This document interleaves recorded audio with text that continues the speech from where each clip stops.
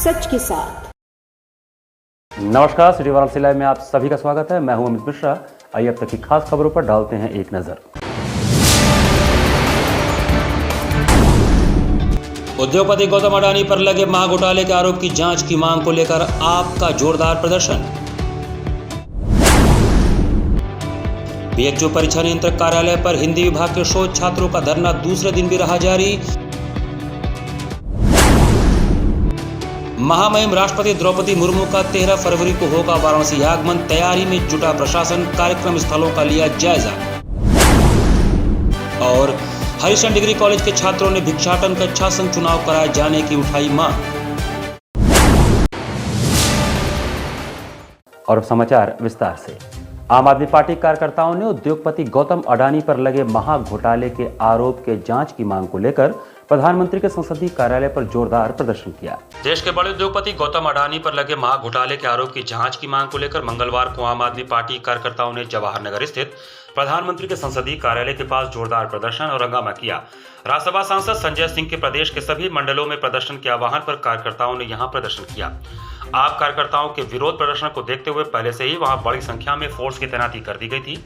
आपके काशी प्रांत के अध्यक्ष पवन तिवारी के नेतृत्व में कार्यकर्ता जैसे ही कॉलोनी में नारेबाजी करते हुए पहुंचे तो उन्हें संसदीय कार्यालय की ओर बढ़ने से फोर्स रोकने लगी।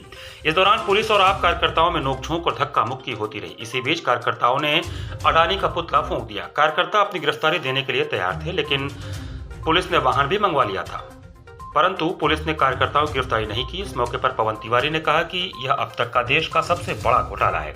इसमें करोड़ों निवेशकों का पैसा डूब गया। इसमें बैंकों और एलआईसी जैसी संस्थाओं पर बुरा असर पड़ा है। देश के सबसे बड़े आर्थिक घोटाले के खिलाफ सरकार और प्रधानमंत्री का मौन रहना इस ओर इशारा करता है कि कहीं न कहीं इस घोटाले में सरकार को जानकारी थी। उन्होंने कहा कि प्रधानमंत्री बताएं कि देश की आम जनता का पैसा बैंकों व एलआईसी जैसी संस्थाओं में सुरक्षित है नहीं, लेकिन जिस प्रकार से सरकार संसद में बहस से भाग रही है उससे प्रतीत होता है कि अडानी को बचाने में मोदी जी और उनका पूरा मंत्रिमंडल और सरकारी संस्थाएं लगी हुई हैं। उन्होंने कहा कि अब जांच एजेंसियां कहां हैं? ईडी इस घोटाले को संज्ञान में लेकर जांच क्यों नहीं कर रहा है? प्रांतीय प्रभारी अभिनव राय और बौद्ध प्रांत के प्रभारी डॉक्टर अनुराग मिश्रा ने कहा कि गौतम अडानी के शेयर ओवर वैल्यू होना और जो गौतम अडानी 37,000 करोड़ के मालिक थे अचानक विश्व का दूसरे नंबर का धनी व्यक्ति हो गए और उनकी संपत्ति 22 लाख करोड़ हो गई। इतना बड़ा परिवर्तन और सारे बड़े सरकारी ठीके गौतम अडानी को मिल जाना इशारा करता है कि सरकार ने जानबूझकर अडानी जैसे व्यापारी के साथ मिलकर देश की जनता की गाढ़ी कमाई को लूटने का काम किया है। यह देश के लिए सबसे दुर्भाग्यपूर्ण घटना है। आम आदमी पार्टी के लोग जेपीसी की मांग कर रहे हैं अडानी के घोटाले के खिलाफ। मोदी के मित्र जो अडानी हैं, जो 11 लाख करोड़ रुपए चपत कर गए और उनका शेयर डाउन हो गया। 74,000 करोड़ रुपए एलआईसी का पैसा जो था वो भारत के नागरिकों का पैसा। आदमी पार्टी के लोग थे अपने कुछ मांगों को लेके कि जांच हो अडानी कांड में और ये सारी चीज़ों को लेके वो प्रधानमंत्री का जो यहाँ पे संसदीय कार्यालय है वहाँ जाने की कोशिश कर रहे थे। इनको रोक लिया गया है, इनका ज्ञापन यहीं ले लिया गया है, ज्ञापन संबंधित को भेज दिया जाएगा। ये घायल होने की बात कह रहे हैं? नहीं, घायल होने की बात ऐसी नहीं है। जब आप ज़बरदस्ती करेंगे तो थोड़ा बहुत उनको रोकने का में होगा, तो धक्का मुक्की में हो सकता है किसी को कोई चीज़ लग गई हो। हाँ, वैसे कोई बात नहीं है, ऐसी कोई बात नहीं है। धक्का मुक्की घायल को आपने भी गिफ्ट भेजा है? नहीं, घायल नहीं है। उनको ये बताया जा रहा है कि मुझे पेट में दर्द हो रहा है, मुझे पेट में कुछ लग गया है, तो फिर भी मानवता के नाते हमारा ये कार्य है कि हम इनको प्राथमिक उपचार कराएं। रामचरितमानस पर स्वामी प्रसाद मौर्य द्वारा अभद्र टिप्पणी और सपाइयों द्वारा ग्रंथ को जलाए जाने से क्षुब्ध भगवती मानव कल्याण संगठन एवं भारतीय चेतना पार्टी की वाराणसी शाखाओं द्वारा जिला प्रशासन के माध्यम से मुख्यमंत्री को ज्ञापन भेजा गया। भगवती मानव कल्याण संगठन शाखा वाराणसी में भारतीय शक्ति चेतना पार्टी शाखा वाराणसी के तत्वावधान में मुख्यमंत्री जी को जिला प्रशासन के माध्यम से ज्ञापन दिया गया, जिसमें मुख्यमंत्री जी को अवगत कराया गया कि हमारे धार्मिक ग्रंथ रामचरितमानस में देश की लोक आस्था के केंद्र भगवान श्री राम जी के जीवन का वर्णन किया गया है।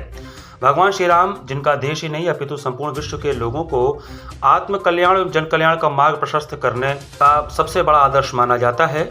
बड़े खेद का विषय है कि समाजवादी पार्टी के नेता स्वामी प्रसाद मौर्य द्वारा रामचरितमानस पर अभद्र टिप्पणी की गई, जिससे उत्साहित होकर समाजवादी पार्टी कार्यकर्ताओं द्वारा रामचरितमानस को फाड़ा एवं जलाया गया। इस कृत्य से करोड़ों लोगों की आस्था को ठेस पहुंची। समाजवादी पार्टी के कार्यकर्ताओं द्वारा ओछी राजनीति के माध्यम से सनातन धर्म को बदनाम करने एवं देश को जाति धर्म के नाम पर बांटने की साजिश की जा रही है, जिसका भगवती मानव कल्याण संगठन एवं भारतीय शक्ति चेतना पार्टी विरोध करता है। हमारे गुरुवर जी की तरफ से जो आदेश आया है इसमें रामचरितमानस जो इन्होंने फाड़ के जलाया हुआ है, हम इसका सख्त विरोध करते हैं और माननीय मुख्यमंत्री महोदय से आवेदन करते हैं कि जिनके खिलाफ सख्त से सख्त कार्रवाई की जाए। काशी हिंदू विश्वविद्यालय के हिंदी विभाग के शोध छात्रों द्वारा परीक्षा नियंत्रक कार्यालय पर धरना मंगलवार को दूसरे दिन भी जारी रहा। काशी हिंदू विश्वविद्यालय परीक्षा नियंत्रक कार्यालय पर हिंदी विभाग के शोध छात्रों का धरना दूसरे दिन मंगलवार को भी जारी रहा। छात्र अपनी मांग पर अड़े हुए हैं और जिन 5 छात्रों को निकाला गया है उन्हें शामिल करने की मांग कर रहे हैं। छात्र छात्राओं का कहना है कि अगर हमारी मांगें नहीं मानी गई तो हम कुलपति, शिक्षा मंत्री, मुख्यमंत्री और प्रधानमंत्री को मेल के द्वारा अवगत कराएंगे। हम लोग टोटल 73 छात्र छात्राएं हैं जो हिंदी विभाग में शोध छात्र हैं। हम लोगों द्वारा 6 माह का पढ़ाई पूर्ण कर लिया गया है। सभी लोगों का फीस भी जमा कर दिया गया है। इसके बाद भी इस तरह से निकालना हम छात्रों के भविष्य के साथ खिलवाड़ किया जा रहा है जो कहीं से भी उचित नहीं है। वहीं छात्राओं का कहना है कि हम लोगों के साथ सुरक्षा कर्मियों द्वारा अभद्रता किया गया है, जबकि सुरक्षा कर्मी में महिला सुरक्षा कर्मी शामिल हैं तो उन्हें मौके पर रहना चाहिए था। हम चाहते हैं कि हम जितने 73 शोधार्थी हैं सबकी डीआरसी एक साथ हो। हमें से जो 5 का जिनको बाहर किया जा रहा है, जिनका निष्कासन हो रहा है, उन्हें भी शामिल करें। हम 73 के उनकी किसी की गलती नहीं है। सारी यूनिवर्सिटियों के फॉर्म जा चुके हैं। अब उनके भविष्य का सवाल है और हम 73 एक साथ हैं। हम किसी को भी बाहर नहीं जाने देंगे। हम सब एक साथ डीआरसी चाहते हैं। महामहिम राष्ट्रपति द्रौपदी मुर्मू के 13 फरवरी को पहली बार वाराणसी आगमन के मद्देनजर प्रशासन सतर्क हो गया है। महामहिम राष्ट्रपति द्रौपदी मुर्मू का 13 फरवरी को पहली बार वाराणसी आगमन होने जा रहा है। वे काशी विश्वनाथ मंदिर में दर्शन पूजन के साथ ही दशाश्वमेध घाट पर गंगा आरती देखने पहुंचेंगी। इसको देखते हुए पूरा प्रशासन सतर्क हो गया है। मंगलवार को प्रशासन और पुलिस के आला अधिकारियों ने राष्ट्रपति के कार्यक्रम स्थलों का सूक्ष्मता से निरीक्षण किया। इस दौरान पुलिस कमिश्नर मुथा अशोक जैन, जिलाधिकारी S Rajalingam, DCP Kashi zone RS. Gautam, ADCP Kashi Rajesh Kumar Pandey और एसीपी दशाश्वमेध अवधेश पांडे सहित तमाम अधिकारी दशाश्वमेध घाट पहुंचे और व्यवस्थाओं का निरीक्षण किया। पुलिस अधिकारियों ने इस दौरान घाट पर पहुंचकर चप्पे चप्पे का निरीक्षण किया। साथ ही सड़कों पर से अतिक्रमणकारियों को हटाया गया। आरती के संदर्भ में गंगा सेवा निधि के अध्यक्ष सुशांत मिश्रा व महासचिव हनुमान यादव से अधिकारियों ने वार्ता करते हुए राष्ट्रपति के कार्यक्रम को भव्य और सफल बनाने की योजना तैयार की।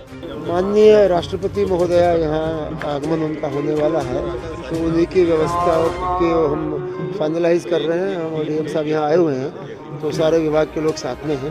तो उस दिन के लिए क्या हमारी तैयारी है और क्या प्लानिंग है वो सब हम देख रहे हैं। क्या खास कार्यक्रम है?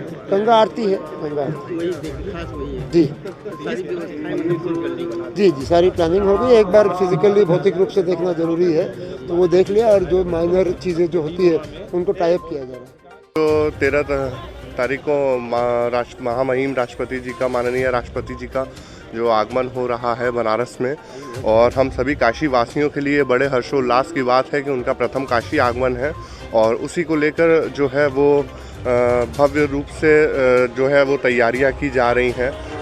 जैसे बाबा विश्वनाथ धाम की और यहाँ पे माँ गंगा की आरती में सम्मिलित होंगी, उसी को देखते हुए भव्य स्वरूप से आरती की जा रही है, जिसके क्रम में अभी माननीय सीपी साहब, डीएम साहब, डीसीपी साहब और सब लोग आए थे और सब लोगों के साथ यहाँ पे निरीक्षण हुआ कि किस तरीके से क्या उनका अरेंजमेंट्स होगा।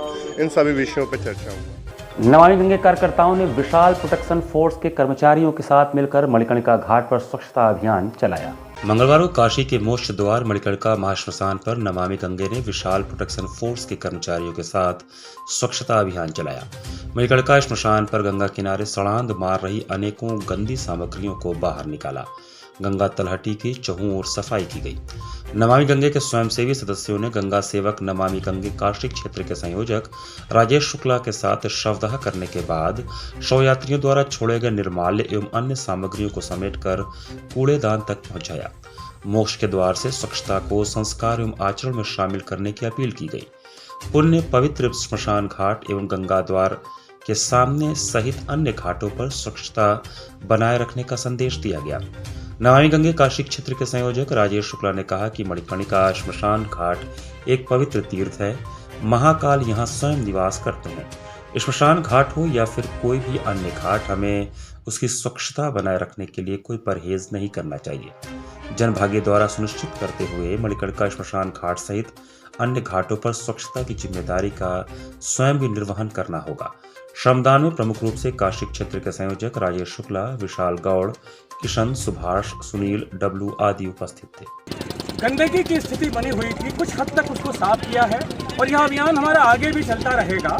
मणिकर्णिका घाट एक महान तीर्थ है, यहाँ हजारों की संख्या में लोग आते हैं, लोग शब्दाग्रह करने आते हैं और अपने बचे खुचे सारे निर्माल्य यहीं गंगा में समर्पित कर देते हैं। एक बड़ा ही मेहनत का कार्य है और आज हमने इस अतुल्य मणिकर्णिका घाट पर गंदगी को साफ करके यह स्वच्छता का संदेश दिया है कि लोग इस घाट पर भी स्वच्छता बनाए रखें। यह हमारा घाट है और इन घाटों की स्वच्छता बनाए रखना हम सबका भी दायित्व है।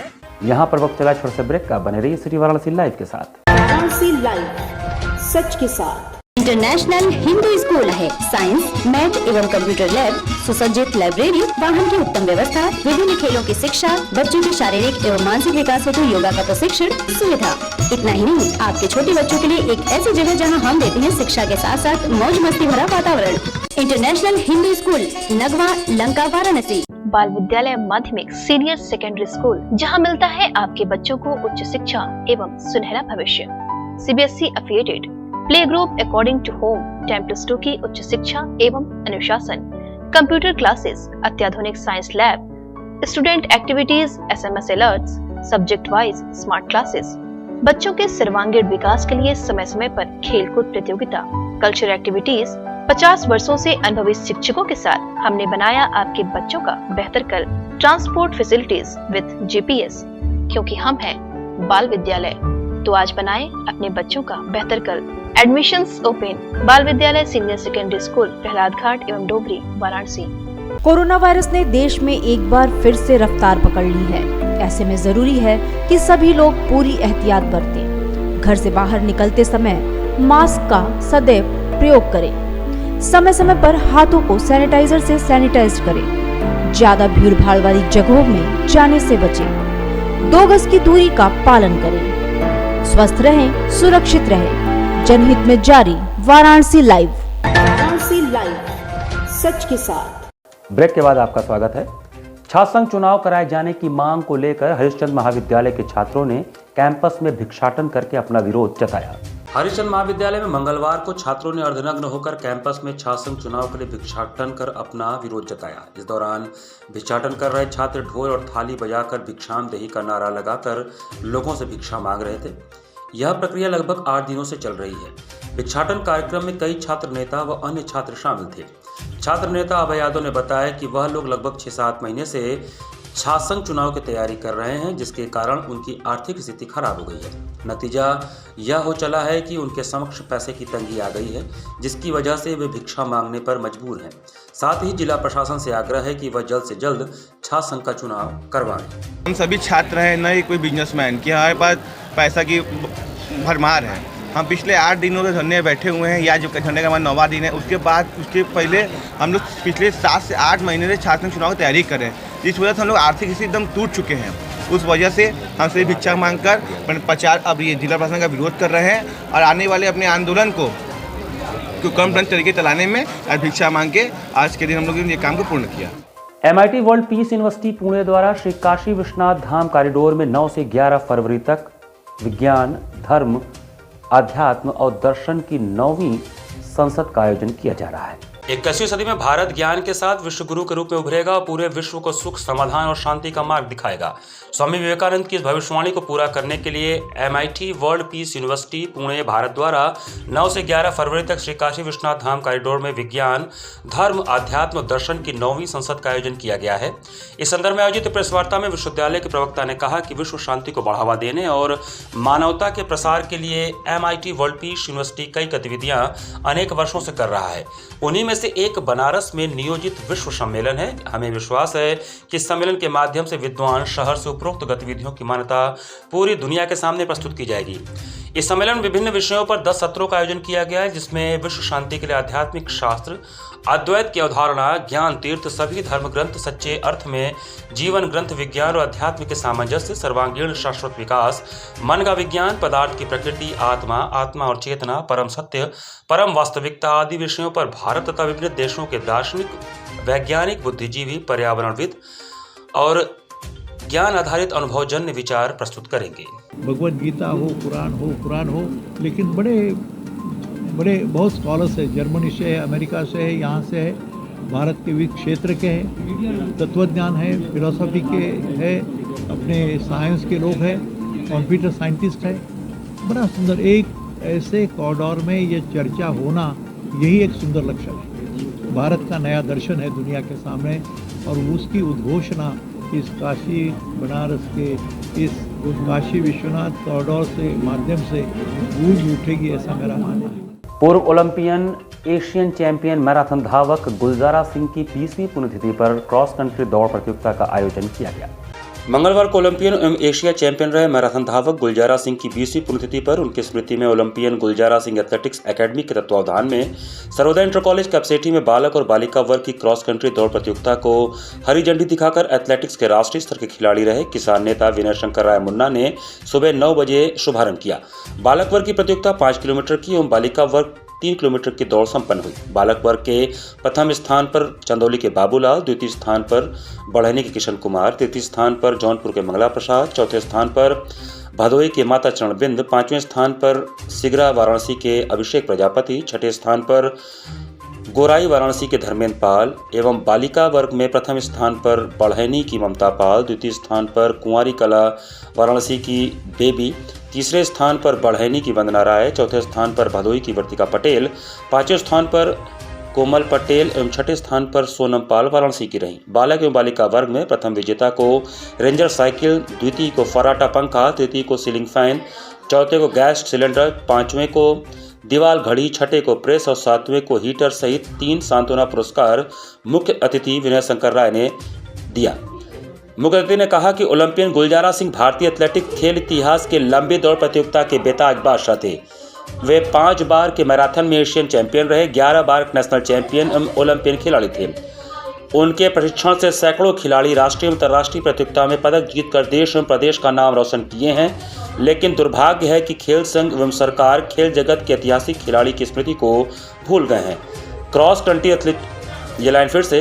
कंट्री प्रतियोगिता के आयोजन सचिव प्यारेलाल एवं एथलेटिक्स प्रशिक्षक doctor Vijay Narayan Verma, doctor R K. पाल, कैलाशनाथ पाल, श्याम बिहारी मौर्य, बच्चालाल वर्मा, पप्पू पाल, राम नरेश पाल, प्रतीक कुमार, जितेंद्र कुमार की प्रतियोगिता संपन्न कराने में प्रमुख भूमिका रही। 9 दिवसीय 22वें चंडी महायज्ञ का आयोजन आदि शक्ति मां दुर्गा के मंदिर प्रांगण में 11 फरवरी से प्रारंभ होगा। मंदिर कल्याणार्थ आदि शक्ति दुर्गा मंदिर प्रांगण दुर्गाकुंड में 9 दिवसीय 22वां चंडी महायज्ञ का आयोजन किया गया है। महायज्ञ का शुभारंभ 11 फरवरी को पूर्वाह्न में मंगल कलश यात्रा से होगा। महायज्ञ में वैदिक विद्वान संत महात्माओं की देखरेख में कथा देवी महात्म्य वर्णन, दुर्गा सप्तशती पाठ सहित विविध धार्मिक अनुष्ठान आयोजित किए जाएंगे। इसके लिए मंदिर प्रांगण में यज्ञ स्थल का निर्माण पूर्ण कर दिया गया है। यह जानकारी महायज्ञ के आयोजक व मंदिर के महंत पंडित रमेश महाराज ने दोपहर को दुर्गाकुंड स्थित यज्ञ स्थल पर पत्र प्रतिनिधियों से बातचीत में दी। उन्होंने बताया कि काशी में स्थापित यह अति प्राचीन आदिशक्ति मां कुष्मांडा का मंदिर रानी भवानी ने मां की प्रेरणा से बनवाया है। लोक कल्याण व मानव कल्याण के लिए शक्ति की उपासना अति आवश्यक है। इसके द्वारा मानव जीवन में शक्ति का स्रोत जागृत होता है। मानव कल्याणार्थ यह 22वां चंडी महायज्ञ हो रहा है। इसमें प्रतिदिन कथा, चंडी पाठ, देवी सप्तशती पाठ, हवन यज्ञ व विभिन्न धार्मिक अनुष्ठान वैदिक विद्वानों, संत और महात्माओं की देखरेख में होंगे। पंडित रमेश महाराज ने बताया कि महायज्ञ के फलीभूत होने के लिए मंदिर प्रांगण में विगत 9 दिसंबर से ही विविध प्रकार की कथा, ध्वजारोहण व धार्मिक अनुष्ठान चल रहा है। महायज्ञ का समापन 19 फरवरी को पूर्णाहुति, महाप्रसाद भंडारे व सम्मान समारोह के साथ होगा। महायज्ञ है, 22 यज्ञों का संकल्प था। ये पूर्णाहुति का महायज्ञ है। इसी मंदिर प्रांगण में मैंने विगत वर्षों में 21 यज्ञ किया है क्षेत्र में, बनारस जिले में। ये विश्व का कल्याण हो, ऐसी शुरू से भावनाओं को लेकर के इस मंदिर प्रांगण को कितना स्वच्छ रख सकूं, यह लक्ष्य लेकर के अभी तक इस पे चल रहा हूं। तो अभी क्या क्या आयोजन होने वाला है? अभी आयोजन में महायज्ञ है, जो 2 दिसंबर से यहाँ 8 पुराणों का कथा संपन्न हुआ है। महायज्ञ है, चंडी पाठ होगा, हवन होगा, वैदिक ब्राह्मणों द्वारा हो। इसी के साथ सिटी वाराणसी लाइव का इस संस्करण में समाप्त करते हैं। मुझे दीजिए आज्ञा। नमस्कार।